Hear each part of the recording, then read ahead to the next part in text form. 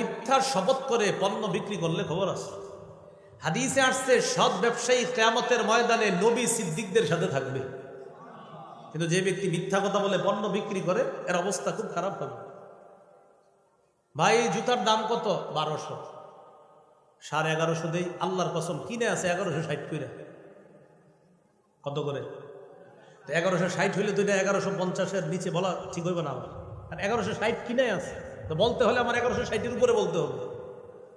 এখন আপনি যে কসম করলেন 1160 করে কিনা, তাই 1200 বেচবেন, বিক্রি করলেন।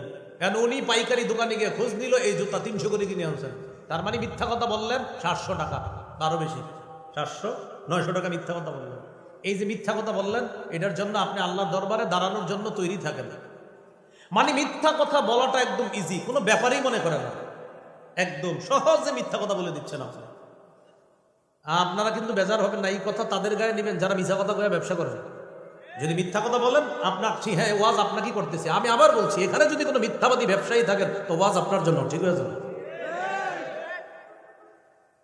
তো মিথ্যা কথা বলতে বলতে তার নাম আল্লাহর খাতায় কাযযাব লিপিবদ্ধ হয়ে যায়। আল্লাহর হস্তে মিথ্যা কথা বলেন না।